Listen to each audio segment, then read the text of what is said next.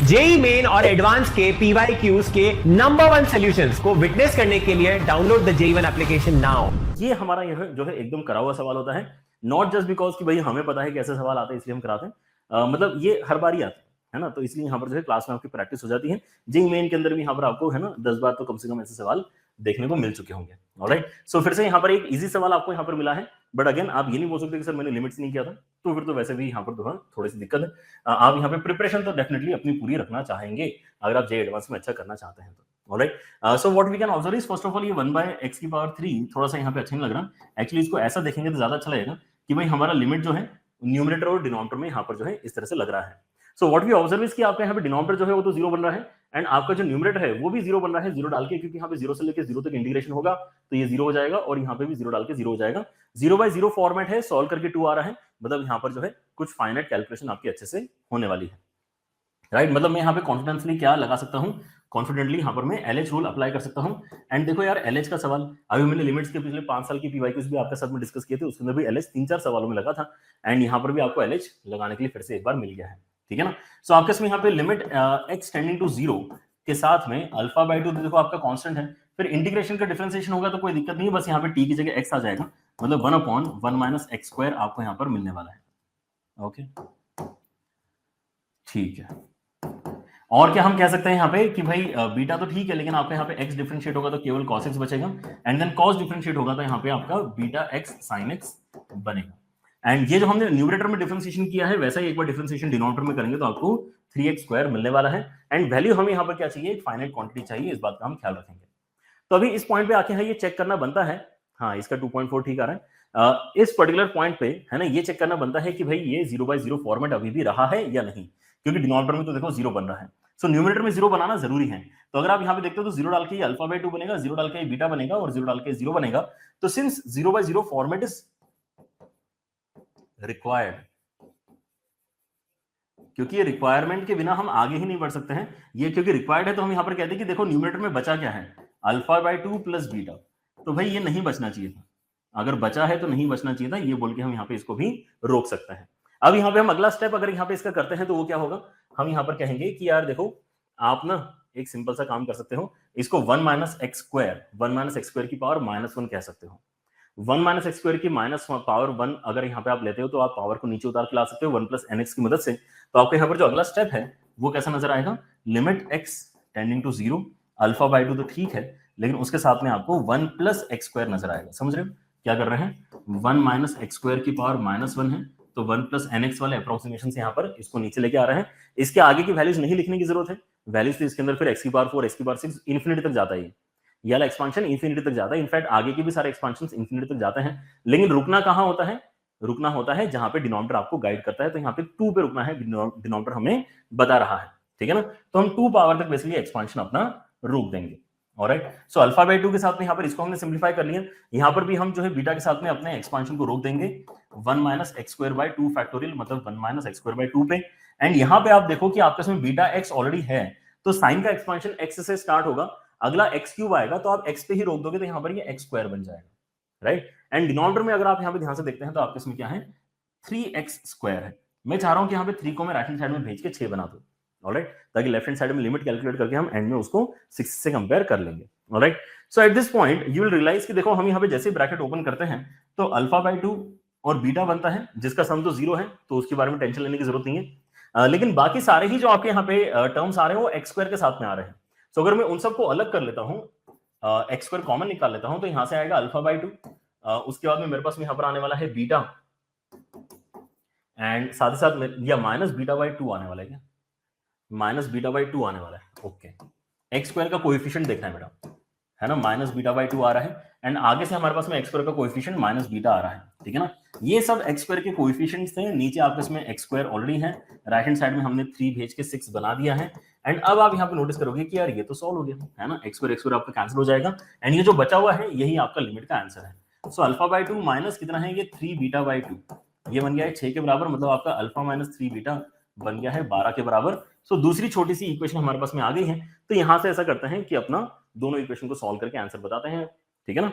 Alright, चलिए, तो आपका यहां पर जो कंपैरिजन रहेगा वो क्या रहेगा, बीटा की वैल्यू -अल्फा/2 सब्स्टिट्यूट कर दें, अल्फा के साथ में बीटा की value minus alpha by two है ना, ये आ जाएगा 12 के बराबर। तो ये कितना बन रहा है आपके उसमें यहाँ पे 6 एंड इसके साथ में मिलके आपका हो जाएगा ओके सॉरी 5 है ना। तो आपका यहाँ पर बन क्या रहा है, आपका यहाँ पर आ जाएगा 5 अल्फा बाई 2, ये आ जाएगा 12 के बराबर, मतलब अल्फा आ जाएगा 24 बाय 5 के बराबर, ठीक है। एंड बीटा क्या है, बीटा तो बहुत ही क्लियर है हमारा, माइनस अल्फा बाई 2 के बराबर है ना, तो इसको आधा करके नेगेटिव करना है, तो माइनस 12 बाय 5 के बराबर है। और पूछा क्या है इन्होंने अल्फा प्लस बीटा पूछा है, तो इन दोनों को ऐड करके आपका फाइनल आंसर आ रहा है। अल्फा प्लस बीटा कितना हो जाएगा, ये हो जाएगा आपका 12 बाय 5, मतलब ये आपका फिर से 2.4 आपका बन जाएगा, ठीक है ना, ठीक है। 2.4 इसका एकदम करेक्ट आंसर है। लिमिट का सवाल है, ध्यान से देखो, सब में limit x tends to x naught है और ये वाला जो एक्सप्रेशन है ये भी सेम है, ठीक है। बस अल्फा की अलग अलग वैल्यू के लिए ये वाला क्वेश्चन यहाँ पर पूछा गया है। तो मैं काम करती हूँ, मैं अल्फा के टर्म्स में ही पूरा सवाल सॉल्व करूंगी, because I don't want to solve 2 questions कि मैं एक बार पहले अल्फा 2 रखूँ फिर अल्फा 3 रखूँ, ये गंदी अप्रोच होती है, जेईई एडवांस के बच्चे ऐसे नहीं करते।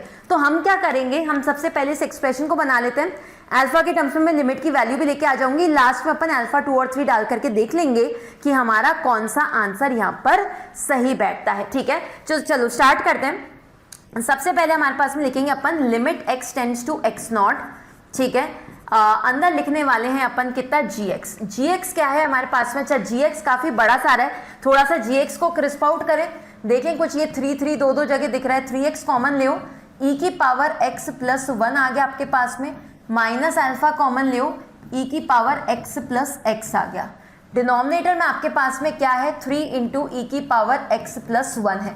थोड़ा सा और ओवरलैप यहाँ पर दिख रहा है ना, हैशटैग ओवरलैप। यूट्यूब पर सारे बैचेस की क्लासेस में आप लोगों ने देखा है मेरे को ये वाला वर्ड यूज करते हुए।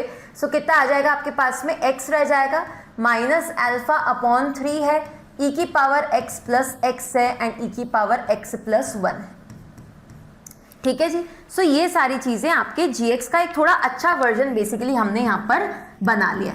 अब क्या होगा ना, अब हमको ये लिखने में आसानी रहेगी। जब अपन gx प्लस ई की पावर x नॉट लिखते हैं, gx प्लस ई की पावर x नॉट लिखते हैं, तो क्या आप यहाँ पर देख रहे हो कि e की पावर x नॉट जो था वो किसके बराबर था, वो माइनस एक्स नॉट के ही बराबर था। सो इंस्टेड ऑफ ई की power x not I am writing minus x not, ठीक है। आई होप किसी को कोई दिक्कत नहीं है। और नीचे भी आपके पास में x माइनस एक्स नॉट यहाँ पर रहेगा एंड इस पूरी चीज का मॉड भी अपन को करके रखना है, ठीक है। So limit x tends to x naught, मैं gx का वैल्यू यहाँ पर पुट करने जा रही हूँ। gx का वैल्यू कितना डाल रही हूँ मैं, x minus alpha upon 3 into e की पावर x प्लस x, नीचे आ गया है कितना, e की power x plus 1 minus x not, और नीचे है हमारे पास में x माइनस एक्स नॉट, पूरे के ऊपर में मॉड लगा हुआ है। मेरे ख्याल से यहाँ पर भी सही बच्चों को x माइनस एक्स नॉट जो है नीचे ऊपर के साथ में ओवरलैप दिखाई दे रहा है, तो कितना लिखोगे आप इसको, limit x tends to x naught, ठीक है।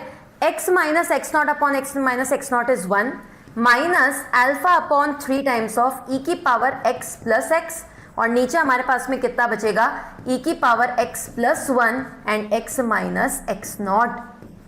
ऑलराइट, सो ये सारी चीजें इस समय बच रही है। एक बार अपन ध्यान से देखते हैं कि मैम अगर x नॉट यहाँ पर डाल भी देते हैं, है ना, ये x नॉट है, 0 नहीं है, अगर हम x नॉट को डाल भी देते हैं तो अभी क्या फॉर्मेट बन रहा है, e की power x not plus x not, पता है 0 बन रहा है, न्यूमरेटर 0 बन रहा है, डिनोमिनेटर में x not minus x not की वजह से भी 0 बन रहा है। तो यहाँ पर इन सबको समझ में आ रहा है कि हाँ यार हमारा तो यहाँ पर 0 बाय 0 फॉर्मेट है, और अगर 0 बाय 0 फॉर्मेट सभी बच्चों को दिखाई दे रहा है तो इसका क्या मतलब हुआ, 0 बाय 0 फॉर्मेट अगर सभी बच्चों को दिखाई दे रहा है मतलब हम यहाँ पर LH रूल अपना लगा सकते हैं। LH रूल लगाएंगे तब क्या मिलेगा, limit x tends to x naught है ही सही बाहर, मॉड है 1 है, माइनस है अल्फा बाई 3 है, कांस्टेंट इसलिए मैं इसको साथ में नहीं इन्वॉल्व करना चाह रही हूँ। ऊपर आप डिफरेंशिएट करो तो e की पावर x प्लस 1 आ जाएगा, नीचे आप डिफरेंशिएट करो। अब देखो डिफरेंशिएट करते समय मैं क्या कर रही हूँ, पहले ब्रैकेट को कॉपी कर रही हूँ into differentiation of second bracket, I am differentiating with respect to x, it's 1 minus 0, so overall 1, ठीक है।